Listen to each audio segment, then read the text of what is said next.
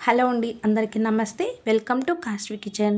ఈరోజు కాస్ట్‌వి కిచెన్‌లో చాలా రుచిగా ఉండే టమాటా నిల్వ పచ్చడి ఎలా ప్రిపేర్ చేసుకోవాలనేది చూపించబోతున్నానండి.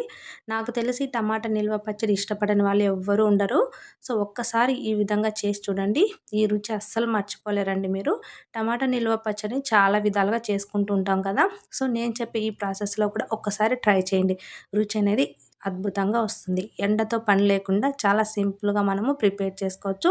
మరి ఆలస్యం లేకుండా ఎంతో టేస్టీగా ఉండే పచ్చడి ఎలా ప్రిపేర్ చేసుకోవాలో చూసేద్దాం. సో, ఈ నిల్వ పచ్చడి కోసం ముందుగా కేజీ టమాటాలైతే తీసుకుంటున్నాను నేనిక్కడ.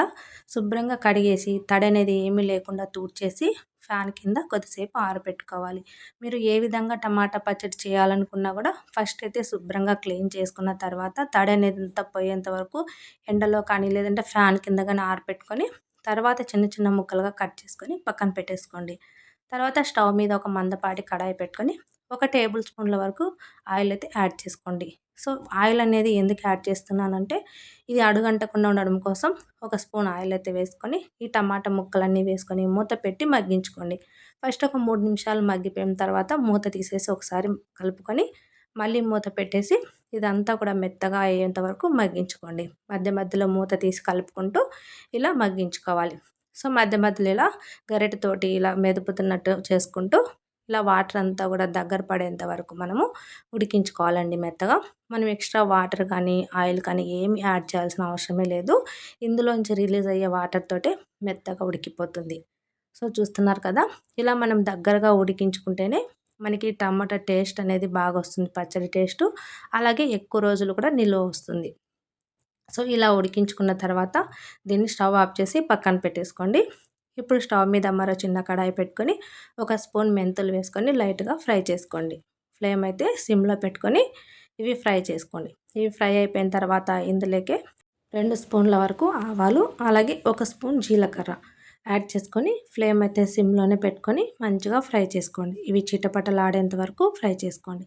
మనకి మంచిగా ఫ్రై అయితేనే మనకి పచ్చడి టేస్ట్ కూడా చాలా బాగొస్తుంది. సో, ఇవన్నీ కూడా చక్కగా ఫ్రై అయిపోయాయి కదా! ఫ్రై అయిపోయిన తర్వాత స్టవ్ అనేది ఆఫ్ చేసుకోండి. ఆఫ్ చేసి కొంచెం సేపు చల్లారనివ్వండి.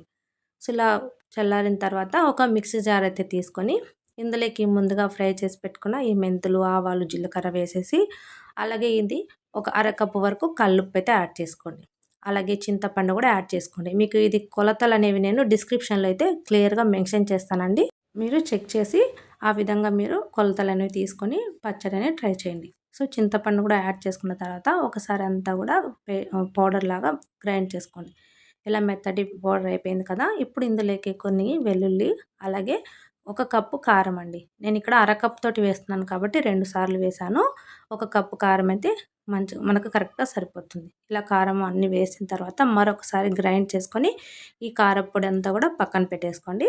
ఇప్పుడు పోపు పెట్టుకుందాము. దానికోసం స్టవ్ మీద ఒక గిన్నె పెట్టుకొని 2 కప్పుల వరకు ఆయిల్ అయితే యాడ్ చేసుకోండి. నేనైతే గోల్డప్ ఆయిలే యాడ్ చేస్తున్నాను.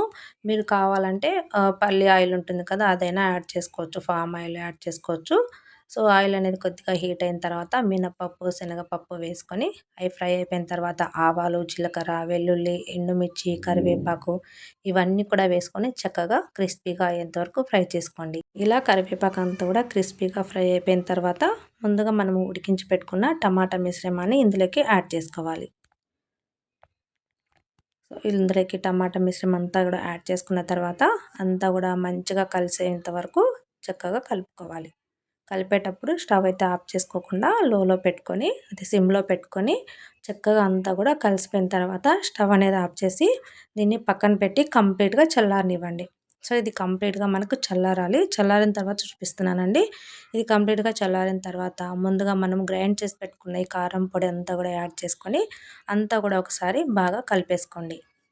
అంతా కలిపేసుకున్న తర్వాత మనకి ఎంతో టేస్టీగా ఉండే టమాటా నిల్వ పచ్చడి రెడీ అయిపోయినట్టే అండి. సో, ఈ పచ్చడి ఇప్పుడు ప్రిపేర్ చేసుకున్న వెంటనే కన్నా నెక్స్ట్ డే మార్నింగ్ మీరు సర్వ్ చేసుకున్నారంటే చాలా రుచిగా ఉంటుందండి. నిజంగానే చాలా అద్భుతంగా ఉంటుంది టేస్ట్ అనేది. ఒక్కసారి మీరు ఈ ప్రాసెస్‌లో పచ్చడి పెట్టుకొని తిన్నారంటే ఇంకా ఎప్పుడు కూడా ఈ టేస్ట్ అనేది అస్సలు వదలరనమాట. ఎప్పుడు ప్రిపేర్ చేసుకున్నా ఇదే పద్ధతిలో చేసుకుంటారు. మా ఇంట్లో అయితే అందరూ కూడా చాలా ఇష్టంగా తింటారు. ముఖ్యంగా మా పిల్లలండి. మా పిల్లలైతే ఈ పచ్చడి ఉన్నంత వరకు వేరే కర్రీస్ జోలికే వెళ్ళరు. ఎక్కువ ఈ పచ్చడితోనే తింటారు. నిజంగా అంత రుచిగా వస్తుందండి. మరి తప్పకుండా నేను చెప్పిన ఈ ప్రాసెస్‌లో ఒక్కసారి పచ్చడి పెట్టుకొని చూడండి. రుచి అనేది చాలా బావుంటుంది. మరి మీకు వీడియో నచ్చినట్లయితే వీడియోకి చిన్న లైక్ ఇచ్చి మీ ఫ్రెండ్స్ అండ్ ఫ్యామిలీ మెంబర్స్ కూడా షేర్ చేయండి. ఇలాంటి టేస్టీ రెసిపీస్ కోసం ఛానల్ సబ్స్క్రైబ్ చేసుకోండి. Thank you for watching.